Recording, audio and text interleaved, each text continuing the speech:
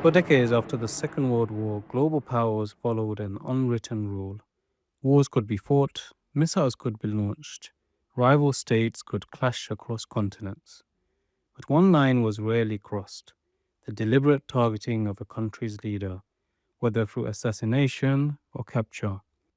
The logic was simple: if the leaders of states themselves became targets, conflicts could quickly spiral into something far more dangerous: wars where governments fight not just to win, but to survive.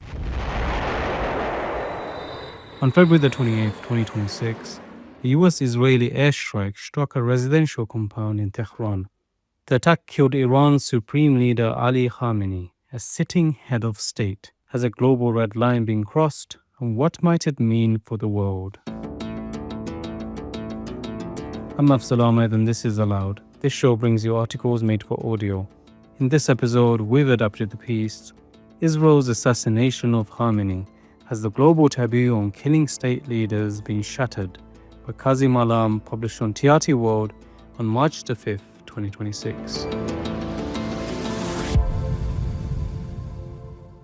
For much of the modern era, countries tried to avoid targeting the political leadership of rival states.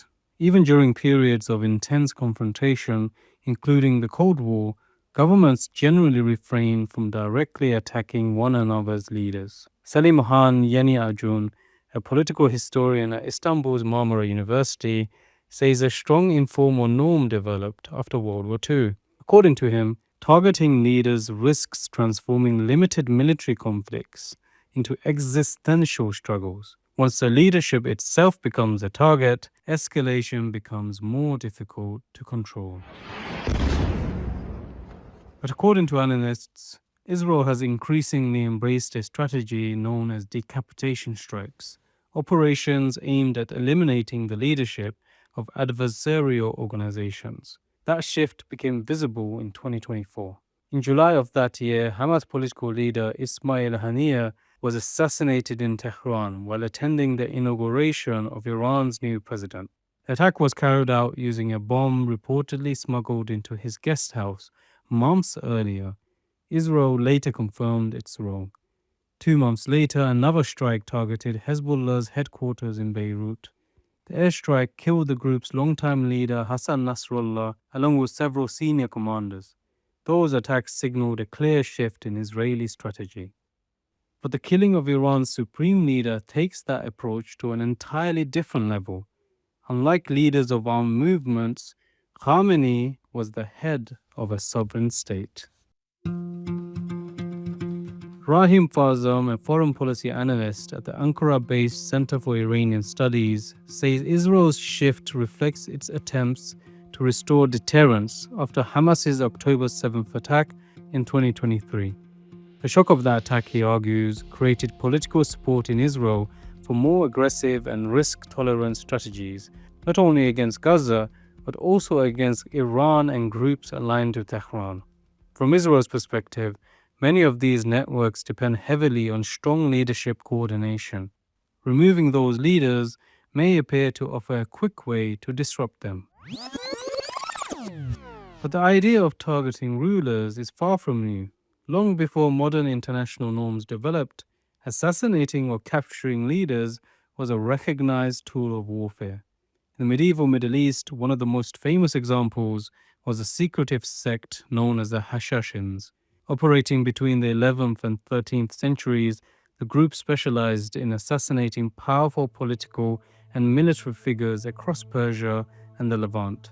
Their targets included rulers, generals, and governors from rival states.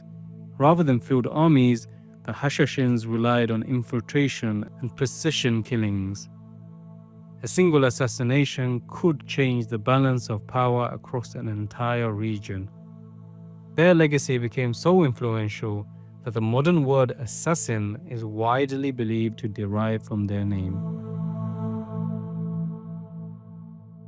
Targeting rulers also appeared in the form of abductions. Before the modern international system, capturing enemy leaders was often seen as a legitimate prize of war. Throughout medieval conflicts, rival kingdoms attempted to seize opposing monarchs or commanders in order to force concessions or extract ransom. In many cases, the capture of a ruler could decide the outcome of an entire war. These practices were not limited to the distant past, however. Even in the modern era, states have sometimes captured, abducted, or killed foreign leaders. One dramatic example came in 1960 during the Congo crisis. Patrice Lumumba, the country's first prime minister, was captured and later murdered with the involvement of foreign powers amid Cold War rivalry. Another example occurred in 1989 during the United States invasion of Panama. The operation targeted the country's leader, Manuel Noriega.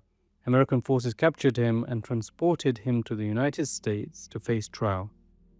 In 2003, US forces also captured Iraqi leader Saddam Hussein during the invasion of Iraq, an operation that ended with his imprisonment and later execution after trial. And in 2011, Libya's longtime leader Muammar Gaddafi was captured and killed by opposition fighters during the NATO-backed uprising that toppled his government, in a moment that shocked the world. More recently, in January 2026, there was a high-profile abduction of Venezuelan President Nicolas Maduro by the United States, which shocked the world and demonstrated how modern powers are willing to target sitting heads of state in covert operations. These episodes illustrate how leadership targeting never completely disappeared. But after World War II, international norms attempted to limit such actions. The goal was to reduce escalation and to maintain a minimal level of stability between rival states. The United States itself formally banned political assassinations in the 1970s, following scandals over CIA plots against leaders like Cuba's Fidel Castro. Presidents Gerald Ford and Ronald Reagan issued executive orders prohibiting assassinations as an instrument of US foreign policy. Yet, partnering with Israel on Khamenei's killing suggests the ban on high-value assassinations is not set in stone. According to Rahim Farzam, it should be understood as an exceptional decision shaped by a specific security context. The US had vetoed similar Israeli proposals as recently as 2025, a policy move that reveals a sudden abandonment of caution. Critics warn that once the assassination of a head of state becomes acceptable, other countries may adopt the same approach. Selim Yeni Arjun argues that Israel has crossed a dangerous red line that invites copycat operations against its own leaders or those of its allies. There is also a broader human cost. Leadership targeting strikes rarely affect only the intended individual. In the strike that killed Khamenei, reports indicate that several members of his family were also killed, including his wife, daughter, son-in-law, daughter-in-law, and granddaughter. For critics, these casualties raise serious legal and moral questions. Rahim Farzam says decapitation strikes may bring short-term tactical advantages, but over time, they can expand the geographic and political boundaries of conflict. In other words, they may deliver immediate results while making wars longer, wider, and more unpredictable. And that raises the central question facing the international system today. If the post-World War II taboo against targeting leaders is weakening, what replaces it? Are we entering a new era where rulers themselves once again become targets in global conflict? Or will the backlash from these events restore the fragile norm that once kept political leaders outside the direct crosshairs of war? History suggests the answer matters, because when leaders become targets, conflicts rarely stay contained. That's all for this episode of Aloud based on the piece. Israel's assassination of Khamenei. Has the global taboo on killing state leaders been shattered?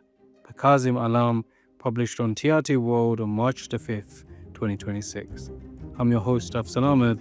Thanks for listening.